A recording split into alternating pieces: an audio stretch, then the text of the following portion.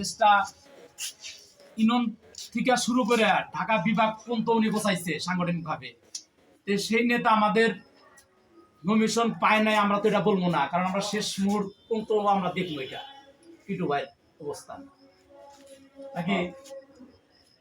আওয়ামী লীগের সময় এলো পুরা সংগঠনের দায়িত্ব পেছিল কারা? এই টিটু ভাই। কালীহাতিতে বিএমপি মরে গেছিল না? এই বিএমপি তাজা বানাইলো কারা? এই বেনজির আহমেদ টিটু ভাই বানাইছে। তারেক রহমানের 31 দফা থেকে শুরু করে জনগণের সাথে নিয়ে যে দল করণ লাগবো, জনগণের ভালোবাসা নিয়ে দল করণ লাগবো, টিটু ভাই এগুলা সব উপজেলা থেকে শুরু করে ইউনিয়ন থেকে শুরু করে ওয়ার্ডে ওয়ার্ডে উড়ান বৈঠকের মাধ্যমে জনগণের কাছে পৌঁছে দিয়েছে। তাহলে এই টিটু ভাইয়ের নমিনেশন না দেওয়া যদি যার নাম ঘোষণা করছে তাও প্রাথমিকভাবে, চূড়ান্তভাবে না, তাতে তারা এমপি মন্ত্রী হয়ে মনে হচ্ছে সংসদে গেছে গা। এখন আমাকে হুমকি দাম কি? 5 তারিখে আমরা যে বিজয় মিছিলে গেলাম, কেমন নেতা ওই নেতারা মঞ্চে পয়সা থাকা অবস্থায় দাম করতে আগের উপর যে ইট পাক্কে ডাল মারলো ভুয়া ভুয়া বলে, তখন ওই নেতাকে উচিত আছিল কি? ওই হালিম ইঞ্জিনিয়ার কন, শুকুর মাহমুদ কন, মতিন সাহেব কন, ওনাগর উচিত আছিল ওরাও দল করে আমরাও দল করি। একই দল, তোমরা কেন অগ্র উপর আক্রমণ করতে যাও? তারপরে তো আমরা তাগর উপর আক্রমণ করি নাই। আমরা তো হাজার হাজার আসছিলাম, আর ওনারা আসছিল কজন? 2 থেকে 250 না? ওর ত্যাগ কে লিখা হয়নি।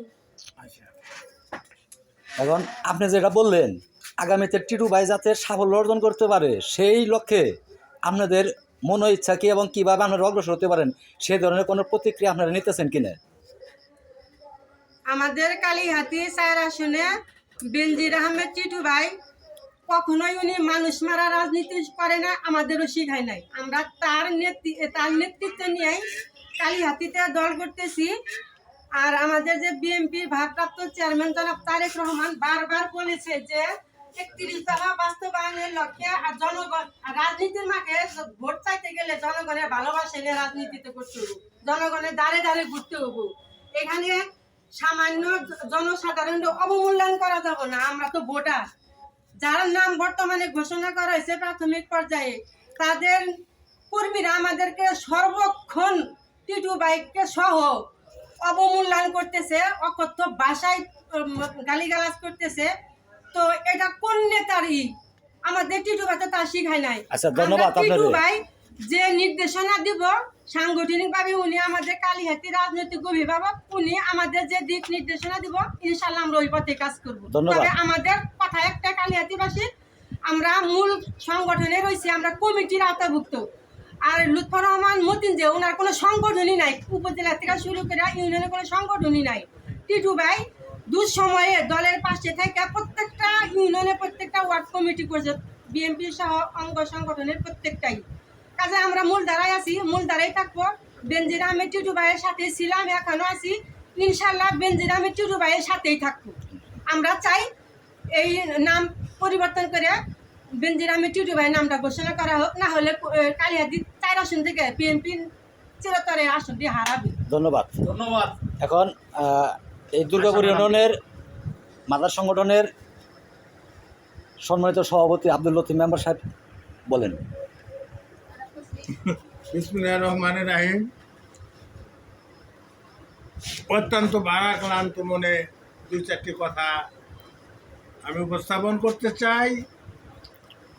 কালীহাতি তথা ঢাকা বিভাগীয় সহ সাংগঠনিক সম্পাদক জেনার নেতৃত্বে ঢাকা বিভাগ সহ কালীহাতিতে ঝরে যাওয়া বিএনপিকে যে উজ্জীবিত করেছে এবং গ্রাম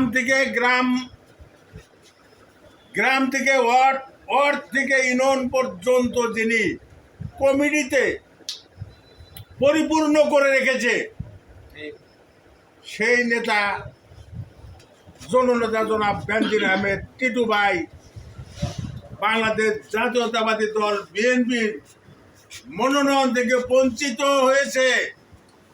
আর যাকে মনোনয়ন দেওয়া হয়েছে উনি আন্দোলন সংগ্রাম, যখন আওয়ামী লীগের অত্যাচার, পুলিশের অত্যাচার, নির্যাতন, তখন উনি কোথায় ছিল?